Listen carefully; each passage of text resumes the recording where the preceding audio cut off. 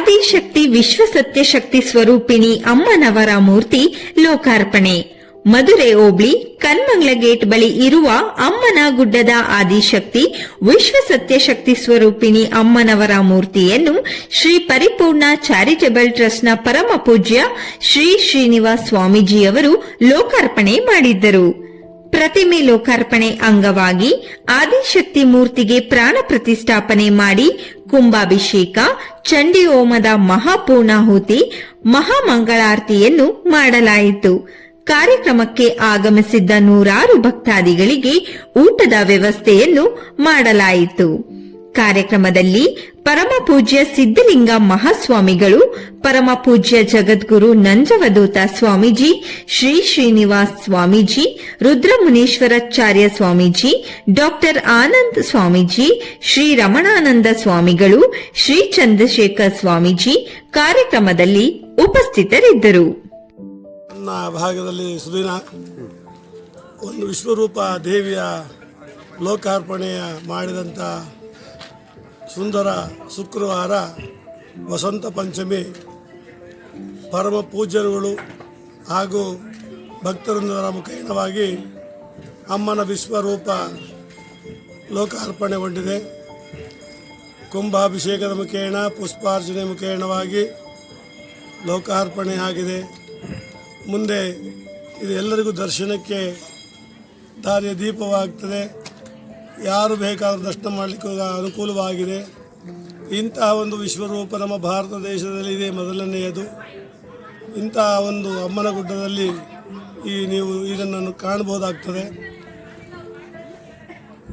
Kanamangala gate, Madurai ಹೋಬಳಿ, ದೊಡ್ಡಬಳ್ಳಾಪುರ ತಾಲೂಕು. ಇಲ್ಲಿ ಅಮ್ಮ ಈಗ ನೆಲೆಯಾಗಿದ್ದಾಳೆ. ಇಲ್ಲಿ ದೇವತೆಗಳ ಬೀಡೆ ಇದೆ. ನೀವು ಯಾವ ದೇವರನ್ನು ಇಷ್ಟಪಡ್ತೀರೋ ಆ ದೇವರಿಲ್ಲಿದೆ ಅಂತ ನಾನಾದರೂ ಭಾವಿಸಿದ್ದೇನೆ. ಬನ್ನಿ ಭಕ್ತರೆಲ್ಲ ಒಂದು ಸಾರಿ ದೇವಿಯ ದರ್ಶನವನ್ನು ಮಾಡಿ ಈ ಕಾರ್ಯಕ್ರಮ ಭಾಗಿಯಾಗಿ ಮತ್ತೊಮ್ಮೆ 48 ದಿವಸದ ಮಂಡಲ ಪೂಜೆಗೂ ತಾವೆಲ್ಲರೂ ಬನ್ನಿ ಇಂದಿನಿಂದ ತಿಳಿಸ್ತೇನೆ. ಎಲ್ಲರಿಗೂ ಒಳ್ಳೆಯದಾಗಲಿ.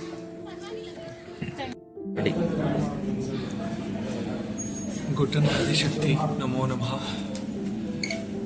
ಇಲ್ಲಿ ಗುರುಗಳು 24ನೇ ವರ್ಷ ಆದಿಶಕ್ತಿ ಶಿಲಾ ಒಂದು ಸ್ಥಾಪನೆ ಮಾಡಿದ್ದಾರೆ. 22 ಅಡಿ ಶಿಲಾ.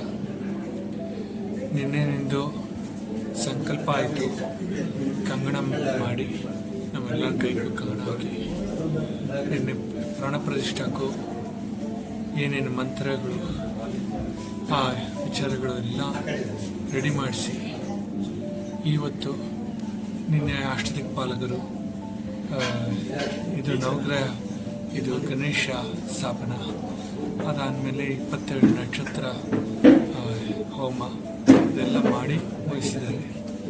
ಇವತ್ತು ಚಂಡಿ ಹೋಮನೂ ನಡೆಸಿದೆ. ಇದು ಕಣ್ಣು ಇವತ್ತು ಬಿಚ್ಚಿದ್ದಾರೆ ತಾಯಿಗೂ. ಅದಾದಮೇಲೆ ಎಲ್ಲ ಅಭಿಷೇಕ ಆಗಿದೆ. ಅದು ಮತ್ತು ಇಲ್ಲ ಈಗ ಶಿಲಾಸ್ಥಾಪನಾ ಪ್ರಾಣ ಪ್ರತಿಷ್ಠಾನೂ ಮಾಡಿದ್ದಾರೆ. ಅದರಿಂದ ಈ 26ನೇ ವರ್ಷದ್ದು ಎಲ್ಲ ಭಕ್ತಾದಿಗಳಿಗೂ ಒಂದು ತಾಯಿಂದು ಆದಿಪರಾಶಕ್ತಿ ತಾಯಿದು ಒಂದು ಪರಿಪೂರ್ಣ ಅನುಗ್ರಹ ಸಿಕ್ಕಿದೆ. ಭಕ್ತಾದಿಗಳು ಎಲ್ಲ ಕಡೆಯಿಂದ ಬಂದು ಇವತ್ತು ಆಶೀರ್ವಾದ ಪಡಿಸ್ಕೊಂಡಿದ್ದಾರೆ. ನಮ್ಮೆಲ್ಲರಿಗೂ ಒಂದು ಹೆಮ್ಮೆಯಾಗಿದೆ. ಈ ಥರ ಈ ಗುಡ್ಡನ ಆದಿಶಕ್ತಿ ಪರಾಶಕ್ತಿ ಪೀಠದಲ್ಲಿ ಗುರುಗಳು ಇಷ್ಟೊಂದು ದೊಡ್ಡ ಸೇವೆಗಳು ನಡೆಸಿದ್ದಾರೆ. ಅವರೊಂದೇ ಇಲ್ಲ, ಅವರು ಪೂರ್ತಿ ಫ್ಯಾಮಿಲಿ ಅವರು ಸೇರಿಕೊಂಡು ಶ್ರಮಪಟ್ಟು ಇದೆಲ್ಲ ಮಾಡಿದ್ದಾರೆ. ಆ ಆದಿಶಕ್ತಿ ಅವ್ರಿಗೂ ಪರಿಪೂರ್ಣವಾಗಿ ಅನುಗ್ರಹ ಕೊಡಲಿ, ಅವ್ರ ಪರಿವಾರಕ್ಕೆ ಅನುಗ್ರಹ ಕೊಡಲಿ, ಬಂದಿರೋ ಭಕ್ತಾದಿಗಳಿಗೆ ಎಲ್ಲರಿಗೂ ಅನುಗ್ರಹ ಮಾಡಲಿ ಅಂತ ನಾನು ಮಾತಾಡ್ತೀನಿ.